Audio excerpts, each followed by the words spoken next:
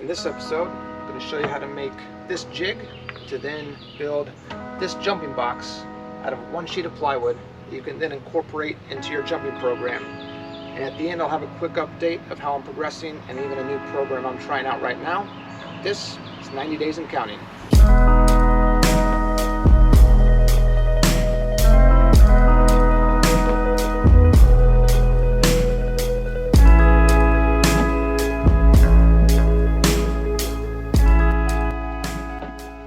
We'll start by breaking down the sheet of 3/4 inch plywood. I want this box to be around 18 inches tall, so I'm cutting 17-inch panels for the sides of the box. And then when I add the top, it'll be just under 18 inches.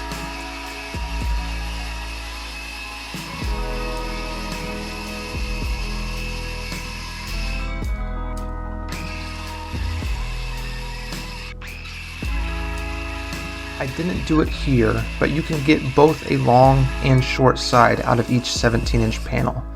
To do that, cut these panels at 30 inches along the width. Set aside the sides of the box and cut some 7 by 24 inch strips. We'll need 3 in total. These will act as the base, stationary fence, and adjustable fence for the jig. To assemble the box joint jig, run a bead of super glue along the edge of your stationary fence and attach it to the base. You should have some time for micro adjustments to make sure it's square.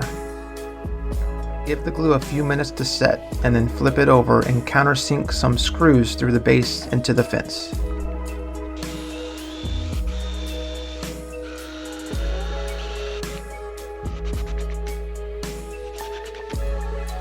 Cutting the rails for the sled really depends on the miter slots for your table saw. You want the rails to be snug in the miter slots, but still able to slide smoothly.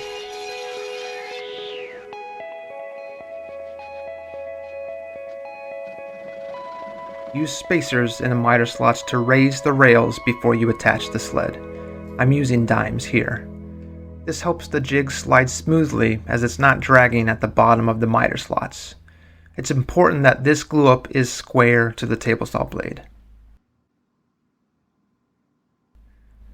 Once that dries, countersink a few screws in the rails and throw some paste wax on everything.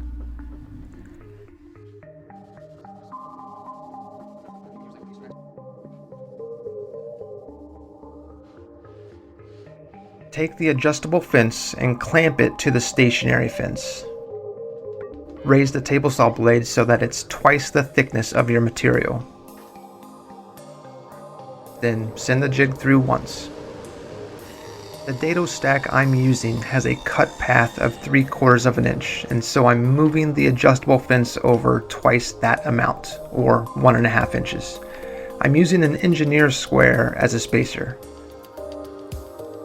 Then reclamp the adjustable fence and glue a 3/4 inch scrap into the slot to act as the stop block for the jig.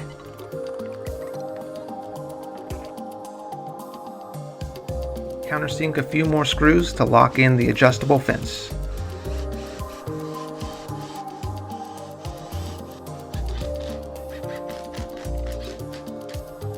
I made some test cuts off camera and they were dead on, so let's move on to the panels.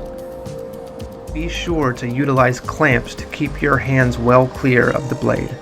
For the first cut, bring the panel to the stop block and send it through. With each successive pass, move the panel over so the stop block sits within your previous cut, and then rinse and repeat.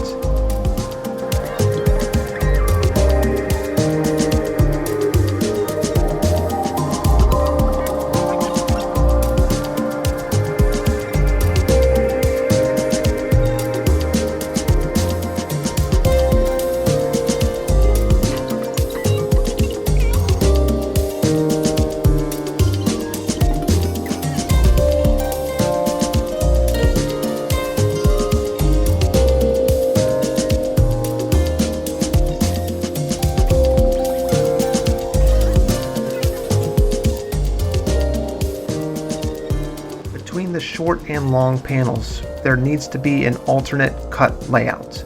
To do that, use another 3/4 inch scrap to wedge between the short panel and the stop block. Make the first cut and remove the 3/4 inch scrap. Then start referencing the previous cut with the stop block.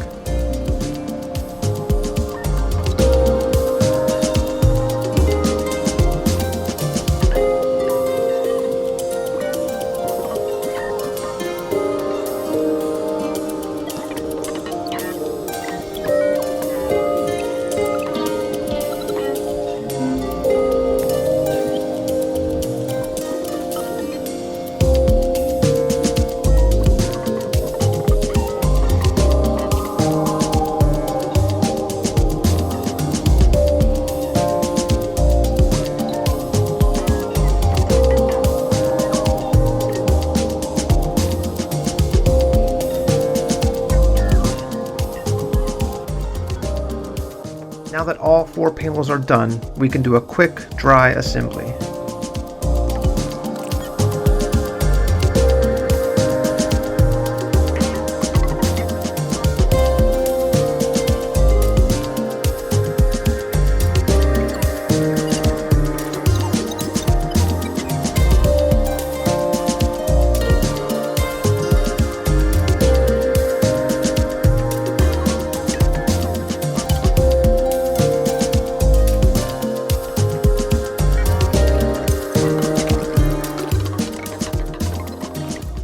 Once you're ready for glue up, try to spread the glue along every joint.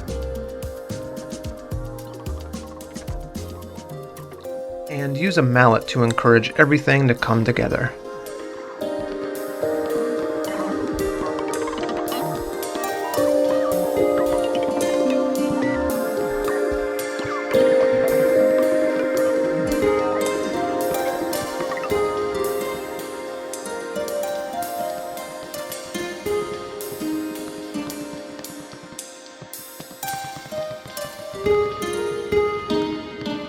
Throw some clamps on there and check it for square.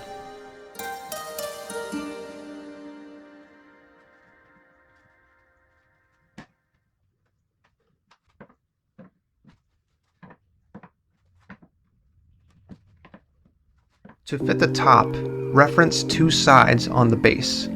On the other 2 sides, use a pencil to mark underneath where it overhangs. Flip the top over and cut along those pencil lines.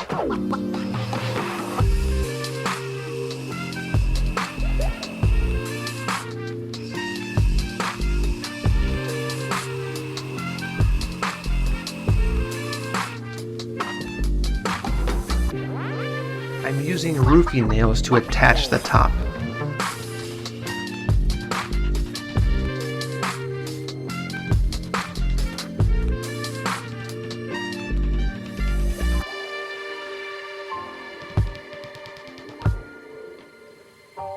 And I'm adding this foam corner to protect my shins from the inevitable clumsy jump.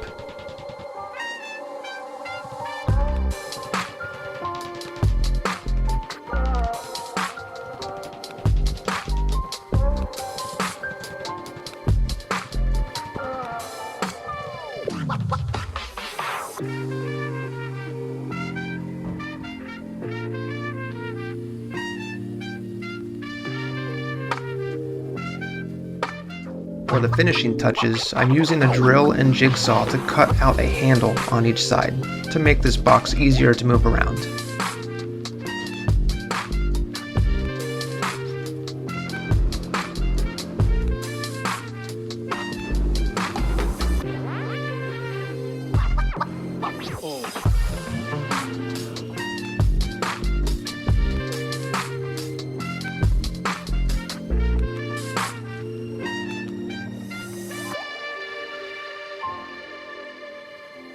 Now for a quick update on my dunking progress. I've been focusing on leg exercises every other day.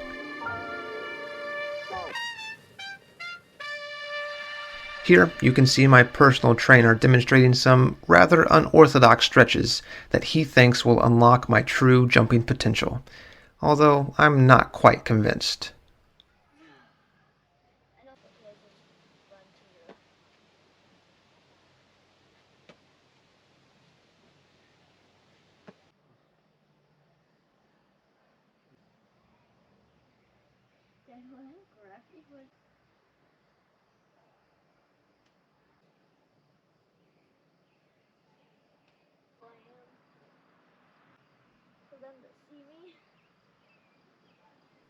And the new program I've unofficially started is from the Knees Over Toes guy here on YouTube.